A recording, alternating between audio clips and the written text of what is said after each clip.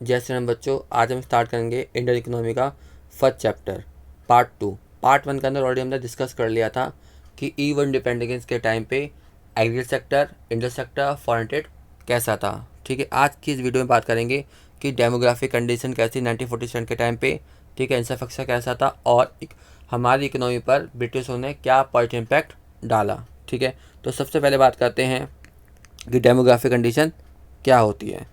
तो demographics refers to the study of various aspect of population such as age, sex, education level, income level, material status, birth rate, death rate. मतलब क्या कि demographic का मतलब होता है कि उस टाइम की जो पॉपुलेशन थी उसमें लोगों की एज कैसी थी, सेक्स कैसा था, यानी मेल कितने थे और फीमेल कितने थे।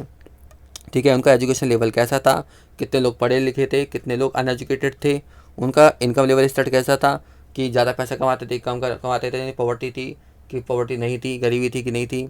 मटेरियल स्टेट कैसा था, बर्थ रेट ज़्यादा थी कि कम थी, डेथ रेट ज़्यादा थी कि कम थी। ठीक है, तो उस टाइम पे हमारी जो बर्थ रेट थी बहुत ज़्यादा क्या थी, हाई थी, और डेथ रेट भी क्या थी, बहुत ज़्यादा हाई थी। बर्थ रेट का मतलब होता है, birth rate refer to number of children born per 1000 year, यानी एक साल के अंदर 1000 के पर्सन के ऊपर कितने लोग पैदा होते हैं, उसको बोलते हैं बर्थ रेट। ठीक है, डेथ रेट का मतलब होता है एक साल के अंदर 1000 लोगों के ऊपर कितने लोगों की डेथ हो जाती है, उसको बोलते हैं डेथ रेट। ठीक है, उस टाइम पे जो ये रेशियो था बहुत ज़्यादा हाई था, तो 48 था बर्थ रेट का और 40 था डेथ रेट का। तो ये बहुत ज़्यादा क्या था उस टाइम पे, हाई था, मतलब बर्थ रेट भी ज़्यादा थी और डेथ रेट भी ज़्यादा थी। ठीक है, उस टाइम पे जो पढ़े लिखों की जो रेट थी बहुत ज़्यादा क्या थी, कम थी। तो पढ़े लिखे जो लोग थे केवल 16% से भी क्या थे, कम थे, यानी कि बहुत ज़्यादा कम थी। और फीमेल की लिटरेसी तो और भी ज़्यादा क्या थी, कम थी, 7% थी, मात्र 7% थी। 7% से भी कम जो लोग थे, मतलब फीमेल जो थी वो पढ़ी लिखी हुई थी। ठीक है, और ओवरऑल की बात करें तो 16% लोग क्या थे, पढ़े लिखे थे उस टाइम पे। ठीक है, लिटरेसी कितनी थी, 16%। ठीक है, और उस टाइम पे इनफैक्ट मोर्टेलिटी रेट भी क्या थी, बहुत ज़्यादा हाई थी। मतलब 1000 बच्चों के ऊपर 1 साल के अंदर बच्चों की क्या हो जाती है, डेथ हो जाती है, बहुत ज़्यादा क्या होती है, हाई थी। ये क्या थी, बहुत ज़्यादा हाई थी। IMR के अकॉर्डिंग ये उस टाइम पे 218 थी पर 1000 के ऊपर, मतलब 1000 के ऊपर 218 बच्चों की क्या होती थी, डेथ हो जाती थी। ये बहुत ज़्यादा क्या थी उस टाइम पे, हाई थी। ठीक है, और उस टाइम पे जो हेल्थ फैसिलिटीज़ थी वो भी क्या थी, पुअर थी। कैसी थी उस टाइम पे, पुअर थी हेल्थ फैसिलिटी। मतलब उस टाइम पे पहले डॉक्टर नहीं थे, और डॉक्टर थे भी तो इनएडुकेट थे, बहुत अपर्याप्त मात्रा में थे, जिसकी वजह से उस टाइम पे 1947 के टाइम पे बहुत ज़्यादा बीमारियाँ फैल गई थी, जिसमें पानी से फैलने वाली और हवा से फैलने वाली जो बीमारी थी बहुत ज़्यादा क्या हो चुकी थी, फैल चुकी थी। ठीक है, और उस टाइम पुअर फैसिलिटीज़ भी होती इस वजह से। ठीक है, फिर क्या था, लो लाइफ एक्सपेक्टेंसी, यानी कि उस टाइम पे लोगों की जो लाइफ थी बहुत कम साल तक लोग जी पाते थे। कितना परसेंट जी पाते थे, मात्र 32 से भी कम। बेसिकली क्या होता है, लाइफ एक्सपेक्टेंसी रेट क्या होती है, it refer to average number year which person is expect to life ना। तो लाइफ कितने सालों तक वो लोग जीते हैं एवरेजली। तो उस टाइम तक कितने टाइम तक जीते थे, 32 साल तक, 32 ईयर्स। क्यों, क्योंकि उस टाइम पे फैसिलिटी कैसी थी, हेल्थ फैसिलिटी एकदम पुअर थी। ठीक है, लेकिन अभी जो डेटा है 2018 में जो WHO यानी कि वर्ल्ड हेल्थ ऑर्गेनाइजेशन पब्लिश किया 2018 में, उसके अकॉर्डिंग 68.8 ईयर्स हो चुके हैं अब लाइफ एक्सपेक्टेंसी रेट। मतलब मिनिमम एक पर्सन जो है 68.8 ईयर्स तक तो अब जी लेगा, क्योंकि इस टाइम पे हमारी जो हेल्थ फैसिलिटी वो क्या हो चुकी है, बढ़ चुकी है इस वजह से। ठीक है, और उस टाइम पे high high level of poverty थी, यानी गरीबी बहुत ज़्यादा क्या थी उस टाइम पे थी। उस टाइम पे उस वक्त 2 वक्त का खाना भी हमें बड़े नसीब से मिल पाता था। ठीक है, और उस टाइम पे जो हमारा स्टैंडर्ड ऑफ लिविंग था बहुत ज़्यादा क्या था, लो था। हमारा स्टैंडर्ड भी क्या था, बहुत ज़्यादा लो हो चुका था। ठीक है, और उस टाइम पे लोगों में गरीबी बहुत ज़्यादा क्या थी, फैल चुकी थी। ठीक है, आगे बात करते हैं ऑक्यूपेशनल स्ट्रक्चर की, कि ऑक्यूपेशनल स्ट्रक्चर क्या होता है। ऑक्यूपेशनल स्ट्रक्चर का मतलब होता है कि कितने लोग किस सेक्टर में काम कर रहे हैं। तो हमारे पास 3 सेक्टर होते हैं, एग्रीकल्चर सेक्टर, इंडस्ट्रियल सेक्टर और सर्विस सेक्टर। तो सबसे ज़्यादा लोग जो काम कर रहे थे वो काम कर रहे थे एग्री सेक्टर के अंदर। ऐसा क्यों?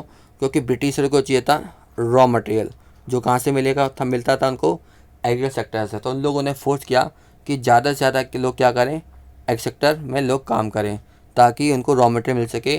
किसके लिए? अपनी ब्रिटिश इंडस्ट्री के लिए। इसीलिए उन्होंने हमें क्या बना दिया था, एक्सपोर्टर ऑफ रॉ मटेरियल बना दिया था। एक्सपोर्टर ऑफ रॉ मटेरियल उन्होंने हमको बना दिया था। तो 72% कितने परसेंट, 72% जो लोग थे, 72.7% जो लोग थे वो इंगेज थे किसमें, एग्रीकल्चर के सेक्टर में।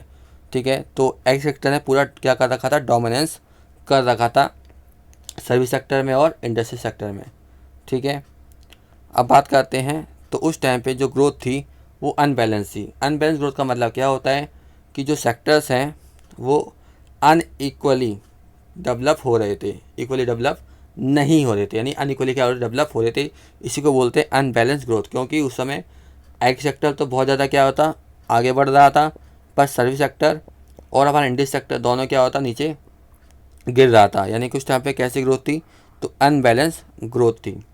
ठीक है, अब बात करते हैं इंफ्रास्ट्रक्चर कि उस टाइम पे इंफ्रास्ट्रक्चर कैसा था। ठीक है, तो इस इंफ्रास्ट्रक्चर जो था उस समय रेलवे आ चुकी थी, तो ब्रिटिश रेलवे लेके आ चुके थे। कब लाए थे रेलवे, तो 1850 में रेलवे लेके आए थे। रेलवे लेके तो आए थे, बट वो अपने लिए लेके आए थे ताकि वो पूरी की पूरी इंडिया को कवर कर सके और अपने गुड्स को एक प्लेस से दूसरे प्लेस से ईजिली भेज सकें। ठीक है, लेकिन हाँ, फ़ायदा इससे हमें आगे जाके हुआ हमको। तो फ़ायदा इससे ये हुआ कि अब हम भी उस रेलवे का यूज़ कर रहे थे। ठीक है, इसमें क्या हुआ कि जो जोग्राफिकल और जो कल्चर भी रहता वो क्या हो चुके थे, रिमूव हो चुके थे। आगे जाके हमें इसको बेनिफिट भी हमको मिल गए, क्योंकि ब्रिटिश सब चले गए थे 1947 पे, बट रेलवे वहीं छोड़ के वो लोग चले गए। तो इसका यूज़ हमने अपनी इंडियन इकोनॉमी को डेवलप करने के लिए किया। ठीक है, दूसरा है रोड्स। तो उस टाइम पे रोड्स भी इतने डेवलप नहीं थे, नाम मात्र के लिए रोड डेवलप थे।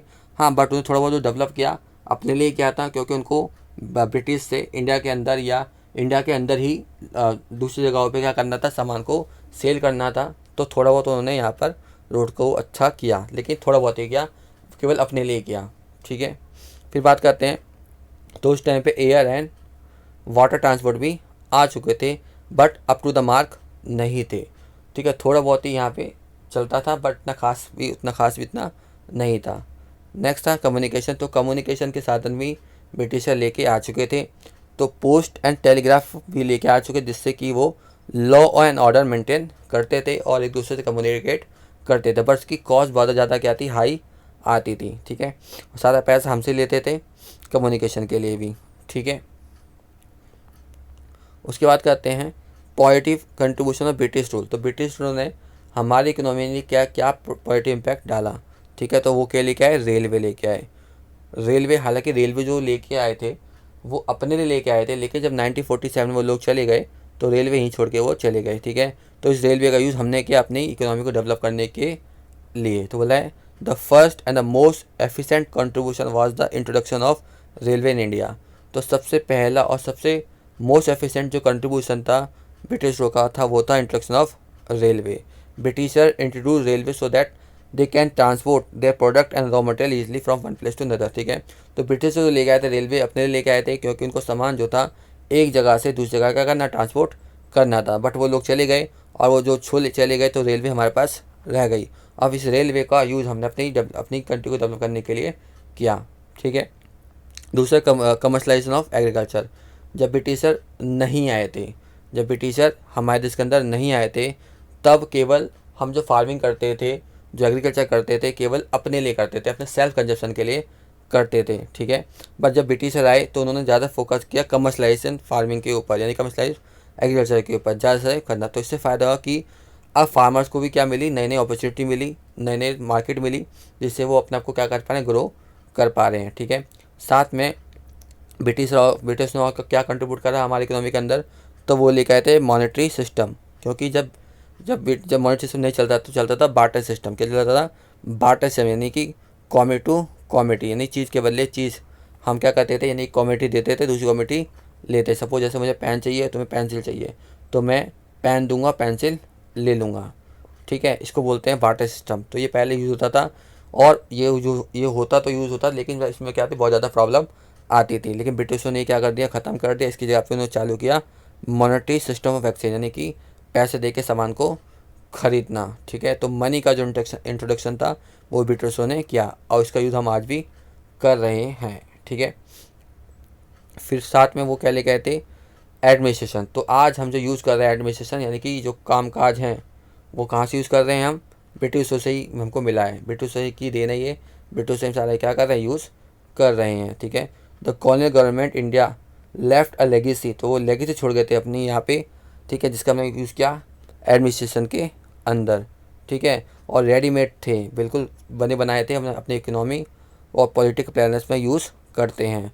नहीं तो हमें बहुत ज़्यादा क्या आती, प्रॉब्लम्स आती। अगर हम ये सब उनसे नहीं लेते तो आज जितना हम डेवलप हुए हैं, हो सकता है उतना हम डेवलप नहीं होते। तो ये थे ब्रिटिशरों के कुछ पॉजिटिव इम्पैक्ट जो हमारी इकोनॉमी पर पड़े, जो अच्छे थे। ठीक है, तो आज के लिए इतना ही। अगर किसी को प्रॉब्लम आई, किसी को दिक्कत आई, तो कमेंट सेक्शन में पूछ सकते हैं। बाकी आप लाइक कीजिए, सब्सक्राइब कीजिए, कमेंट कीजिए। Thank you.